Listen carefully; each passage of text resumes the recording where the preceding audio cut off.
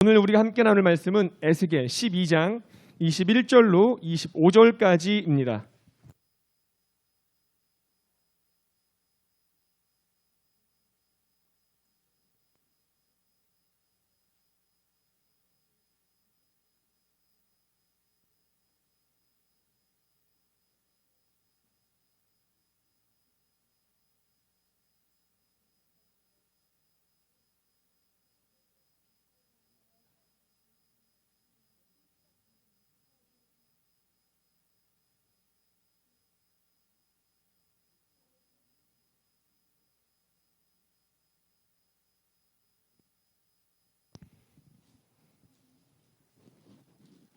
에스겔 12장 21절로 25절까지의 말씀, 저부터 시작해서 번갈아 가면서 읽다가 마지막 절만 함께 읽도록 하겠습니다.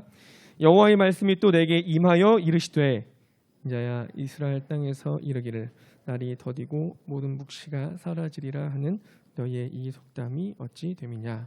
그러므로 너는 그들에게 이르기를 주 여호와께서 이같이 말씀하시기를 내가 이 속담을 그치게 하리니 사람이 다시는 이스라엘 가운데서 이 속담을 사용하지 못하리라 하셨다 하고, 또 그들에게 이르기를 날과 모든 묵시의 응함이 가까우니 이스라엘 족속 중에 허탄한 묵시나 아첨하는 복술이 다시 있지 아니하리라 하라.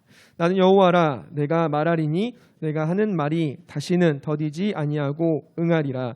반역하는 족속이여 내가 너희 생전에 말하고 이루리라. 나 주 여호와의 말이나 하셨다 하라. 아멘. 영시야, 뭐해?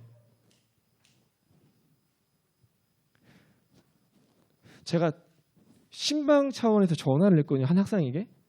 근데 뭐해? 라고 물어봤는데 얘가 당황을 했어요. 왜 그러냐고 물어봤더니 무서웠대요. 무서웠어요 지금? 나 진짜 궁금해서 물어봤거든요. 뭐해? 잘못 것 같아서 뭐해라고 물었는데 목사님 화나셨어요. 그래가지고 제가 당황을 했어요. 여러분, 이게 같은 말이라고 하더라도 보니까 누가 말하냐에 따라서 그 출처가 어디서부터 나오냐에 따라서 참 분위기가 다른 것 같습니다. 만약에 항상 자, 원민이와 우리 소율이, 우리 회장과 부회장을 두고 볼까요? 두 사람이 똑같이 야 이렇게 말하면 사람이 누구냐에 따라서 그 말하는 게 분명히 달리 보일 거예요. 자, 원민아 한번 야라고 한번 해볼 수 있어?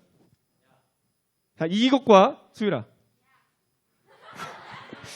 이미 달라요. 그냥 분위기에서 끝났어요. 한 글자만으로. 누가 말하느냐에 따라서, 오해하지 마 얘들아. 누가 말하느냐에 따라서, 어디서 출처가 나오냐에 따라서 그 분위기는 참 다른 것 같습니다. 오늘은 이 출처에 대한 얘기를 본문을 통해서 좀 해보려고 합니다. 여러분, 이스라엘에서 참 개혁을 이끌려고 했던 유명한 왕이 있어요. 혹시 세 글자 기억나나요? 초성 힌트 갑니다. 선생님이시면 안 되는데? 이응, 시옷, 이응. 자, 지금 2파전이에요. 요시야냐, 이사야냐. 왕이니까 당연히 요시야겠죠. 요시야 왕이 개혁을 이끌었습니다. 좋았어요, 분위기. 그런데 그 분위기를 잘 타고 가면 좋은데 안타깝게도 이유는 명확하게 지금 다 말할 수 없겠지만 전쟁에서 패배해서 그 자리에서 죽임을 당하게 됩니다. 그래서 그 전쟁을 주도했던 애굽에 의해서 요시야의 다른 아들인 여호야김이 왕이 되었어요. 그래서 단순히 왕이 된 게 문제가 아니라 애굽의 입맛에 맞는 왕으로 세워서 그 왕이 어떤 정책을 펼치냐면 성경에 따라서 나름 개혁을 잘 이끌었던 요시야 왕의 정책을 다 뒤집어 버립니다. 하나부터 열까지 싹 그냥 그대로 판뒤집기를 하고 있는 거예요. 어느 정도 심했냐면 예레미야 선지자가 예언했던 그 두루마기를 다 불태워버려요. 이것만 보더라도 대충 어떤 분인지 여러분 감이 오나요? 그렇게 완전히 뒤집었던 좋지 않은 분위기 가운데 쭉 갑니다. 그리고 이 왕이 거기까지만 하면 차라리 나았을 텐데 아니죠. 어쩌면 그 왕이 없는 게 이스라엘에게는 나았을 수도 있죠. 그 왕이 이후에 애굽과 신흥 강자였던 바벨론과의 큰 전쟁 가운데 애굽이 패배해요. 그래서 바벨론이 이스라엘을 점령하고 그 주위에 있는 나라를 싹 잡아버립니다. 강대국이 되어버렸어요. 아수르도 끝났고 애굽도 끝났어요. 그런데 이 여호야김 왕이 눈치껏 잘 이렇게 가면 좋았을 텐데 애굽 왕에 의해 세워줬잖아요.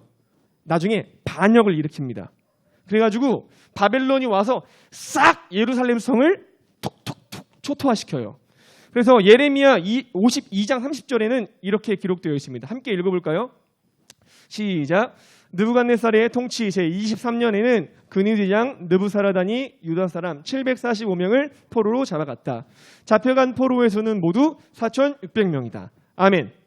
이때 누가 같이 잡혀가냐면 에스겔이 잡혀갑니다. 에스겔이 포로로 끌려간 다음에 거기서 5년 뒤, 포로의 삶을 살아가는 5년 뒤에 선지자로 부름을 받습니다. 자, 생각을 해봐요. 지금까지 많은 선지자는 국가가 멸망당하기 이전이나 그렇다 하더라도 본국에 남아서 거기서 외쳤습니다.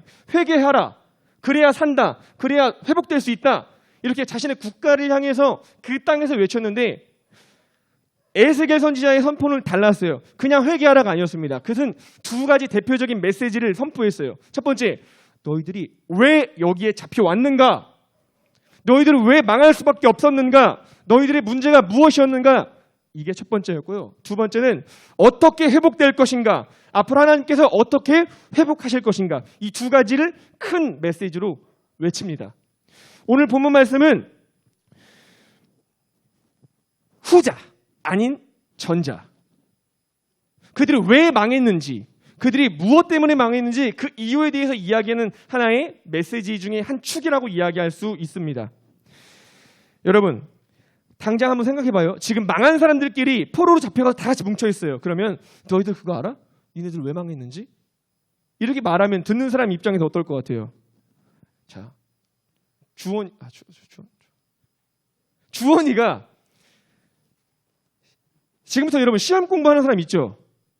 그렇죠? 벌써부터 공부를 이렇게 열심히 하면 시험 공부를 하는 친구, 그렇죠? 주원이 열심히 시험 공부를 했어요. 근데 시험을 잘 못 봤어. 그래서 지금 막 낙심하고 어떡하지 하고 있는데 주아가 옆에 와서 주원아, 너 왜 시험 못 봤는지 알아? 이러면 그냥 이거 싸우자는 거죠. 어쩌면 에스겔의 메시지는 그들에게 있어서 정말 듣기 싫고 이 뭐하는 짓이야? 라고 오히려 그를 가만두지 않을 수 있는 그런 분위기에서 이루어진 메시지다라는 겁니다. 그러나 중요한 것은 이 주제는 민감하고 상처가 줄 수 있지만 누구로부터 나온 메시지예요? 에스겔이 그냥 혼자 하고 싶은 말 했어요? 아니죠. 누가 했던 메시지예요? 하나님 했던 메시지라는 거죠. 여러분, 내용은 간단해요. 우리 함께 22절을 다시 한번 앞에 보고 읽어보도록 하겠습니다. 시작.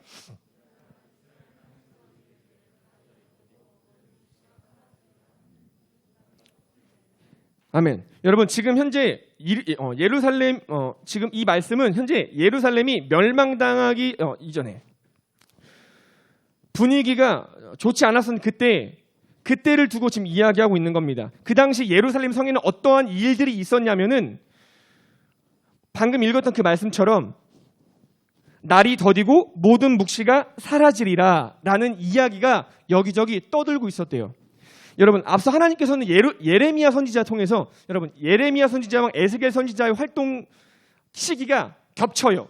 그래서 예레미야 선지자를 통해서 하나님께서 말씀하셨습니다. 두 가지를 대표적으로 말씀하셨는데 어떤 거냐? 예레미야 21장 9절 말씀과 11절 말씀 읽어볼게요. 앞에 시작. 이 성읍에 사는 자는 칼과 기근과 전염병에 죽으려니와 너희를 에워싼 갈대아인에게 나가서 항복하는 자는 살 것이나 그의 목숨은 전리품같이 되리라. 이 모든 땅이 폐허가 되어 놀랄 일이 될 것이며 이 민족들은 70년 동안 바벨론의 왕을 섬기리라. 아멘. 예레미야가 많은 것을 그냥 말씀 띄워주세요. 그냥. 예레미야가 많은 걸 선포했는데 이 대표적인 두 가지 말씀을 통해서 이미 예루살렘이 멸망당하기 전에 이렇게 말했어요. 너희들 이렇게 하다가 진짜 다 끝나. 죽어. 하나님 심판받는다. 실제로 아예 심판이 이제 선포가 되었어요. 그러면 이게 이루어져요? 이루어지지 않아요. 이루어질 것 아니에요. 그런데 예루살렘에 있던 많은 사람들은 오늘 본문에 있는 것처럼 날이 더디고 모든 묵시가 사라지리라. 아니 심판 있다고 했는데 뭐 언제야 이거 도대체? 아니 하나님이 예언하셨다고 했는데 뭐야 이거 언제 있는 거야? 이런 이야기를 하고 있는 거예요. 단순히 그들은 하나님의 말씀이 선포됐음에도 불구하고 지금 그 말씀에 대해서 심각함을 느끼기보다는 그래서 언제 이루어지는 건데, 심지어 원어를 하나하나 뜯어보면요, 여러분 모든 묵시가 사라지리라 이런 말은 이미 예언 그거 다 죽었어, 없어졌어. 그냥 하나님의 말씀을 가벼이 여긴 것 정도가 아니야.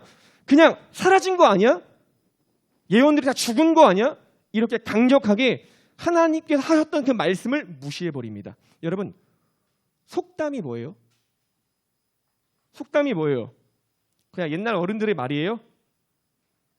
여러분이 알고 있는 속담은 뭡니까? 그저 한두 명이 언급한 그런 말이 아니에요. 옛날 할아버지 할머니 한두 명이 아이고 그랬디야 이런 말을 하는 게 아니에요. 옛 조상들로부터 이어져 온 그 말, 지혜의 말이 간단하게 압축되어 있는 나름 그 국가와 그 문화 가운데 권위가 있습니다. 속담이라는 것은. 그런데 지금 하나님을 무시하는 모든 묵시가 사라질 거야. 이미 예언은 끝났어. 죽었어. 이런 말들이 한두 명 사이에 오가는 게 아니라 그 예루살렘 성 안에서 이미 완전히 무시될 정도로 이것이 속담으로 되어질 정도로 이미 하나님의 말씀이 이렇게 권위가 떨어졌다는 것을 이야기하고 있는 겁니다. 결코 가볍지 않은 이야기죠. 여러분 한번 이렇게 생각해 볼까요? 아마 여러분들 중에 나랑 친하지만, 그러니까 다는 아닐 수 있죠. 나랑 친하지만 조금 신뢰가 되지 않는 친구들이 있을지 모르겠어요. 제 말 좀 이해돼요? 지금 웃는 친구들은 아마 동의할 거예요. 친한데 내가 싫어하진 않는데 이상하게 이 친구의 말은 내가 조금 잘 믿어지지가 않아. 신뢰가 안 되는 친구들이 있을지 모르겠어요. 저에게도 그런 친구가 있었어요. 그래서 뭐 같이 뭐해? 근데 얘가 야 그거 알아? 이렇게 했대. 누가 그러는데? 항상 이렇게 반응했던 걸 제가 기억을 해요. 아마 여러분들도 그런 친구가 있을지 모르겠습니다. 그런데 그 친구가 말이 어떤 말이든 내용이 상관없이 문제는 그 친구가 했다는 것이 중요한 거예요. 그렇죠? 그 친구가 얼마나 대단한 이야기, 정말로 깜짝 놀랄 만한 이야기를 하든 정말 별것 아닌 가벼운 이야기를 하더라도 문제는 그 친구가 말하는 내용이 아니라 그 친구가 했다는 말인 거예요. 그렇죠? 오늘 본문에서 말하기를 하나님께서 하셨던 말씀인 것인데 그들은 그냥 속담과 같이 아니 그 말이 그냥 없어진 거야. 만약 하나님께서 이 말을 들으셨다면, 만약에 주원 한 번만 오늘 또 얘기를 할게. 주원이가 뭔가 얘기를 했어요. 근데 주아가 속으로 또 저 확인되지 않는 말하네. 근데 이거를 그냥 말하는 게 속으로 말하는 게 아니라 입으로 대놓고 얘기해봐. 그럼 주원이의 마음은 어떨까요? 이런 경험이 없니? 만약에 주아가 대놓고 너 또 헛소리하지 마. 대놓고 말하면 주원이가 상처가 될 수 있겠죠. 민감하잖아요. 아무리 이 친구가 조금 거짓말을 자주 했다 하더라도 대놓고 그렇게 말한다면 친한 친구가 충분히 상처가 될 겁니다. 지금 하나님께서는 이런 상황이었던 거예요. 이스라엘 백성이 다른 백성이 아니라 이방 민족이 아니라 하나님께서 구원하신 하나님의 백성인데 그 많은 이스라엘 백성들, 그것도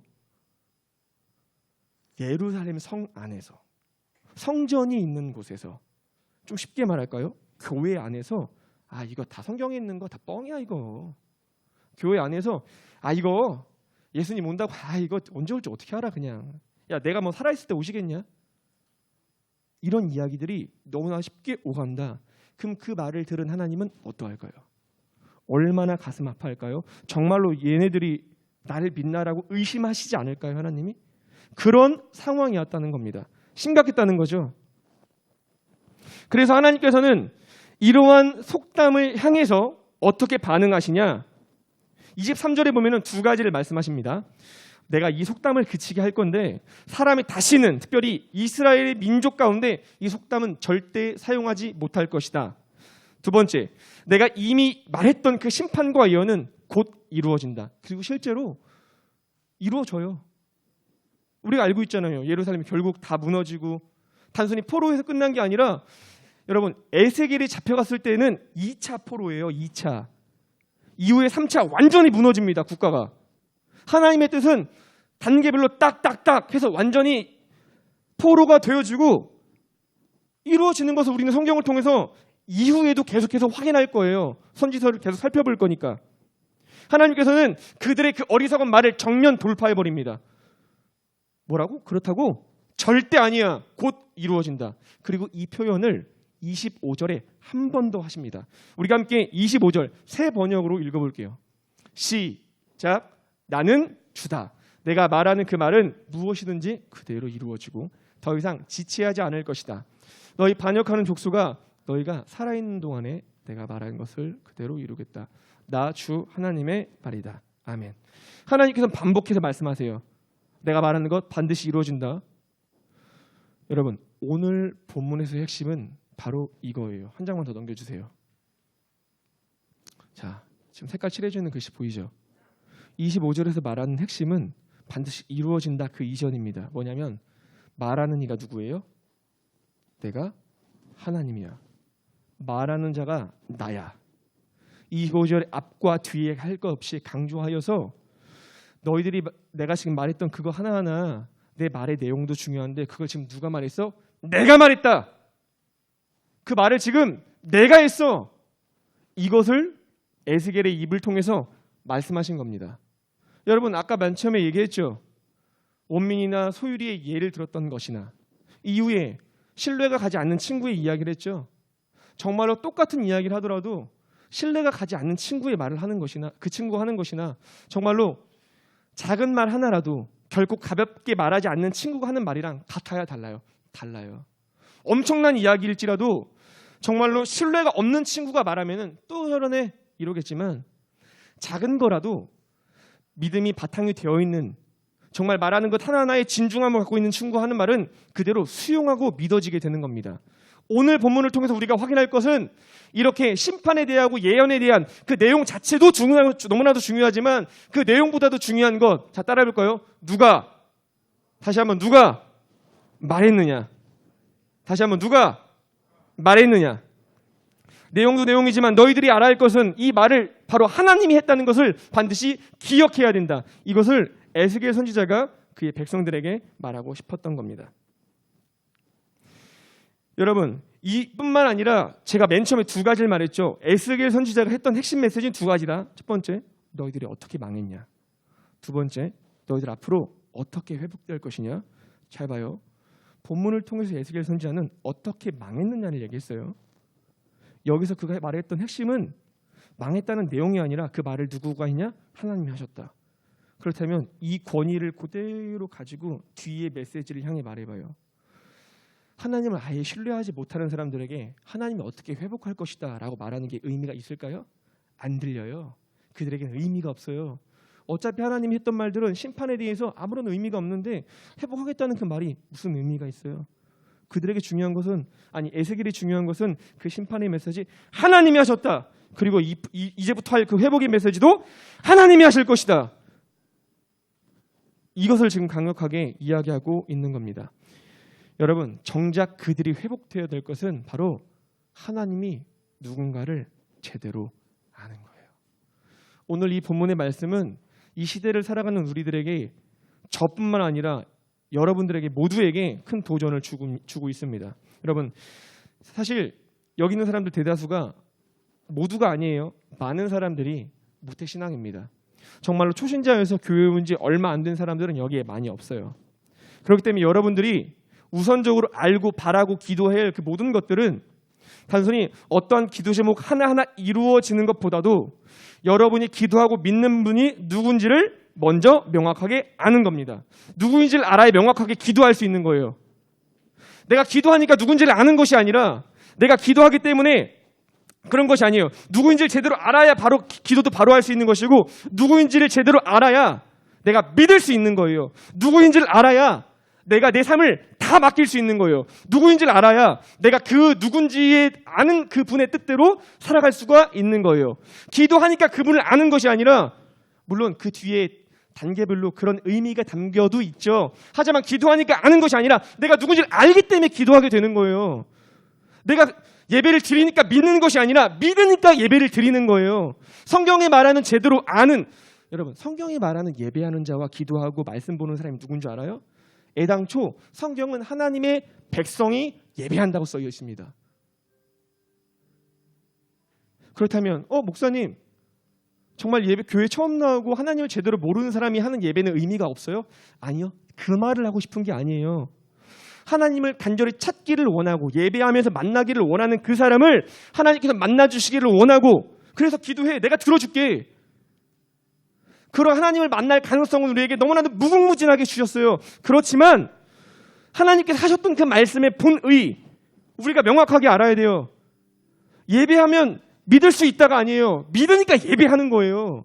믿으니까 내 삶을 다 맡기는 거예요.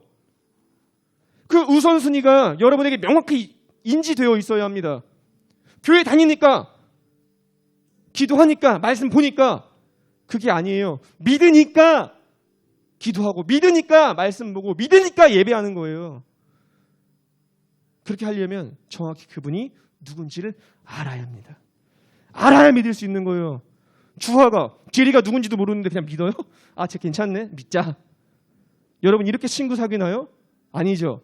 물론 시간이 어렸을 때부터 만날 때는 그렇게 고민 못하고 지내다 보니 지낸 시간이 있고 세월이 있기 때문에 친해지고 그 정이 있고 계속 정말로 어린 때부터 친구이기 때문에 쭉 가는 관계도 있는 반면에 여러분 알고 있잖아요. 지금 이 시기에 친구를 만난다는 것이 어떤 것인지 내가 어떻게 관계를 쌓아가야 되는지 고민 많이 있잖아요.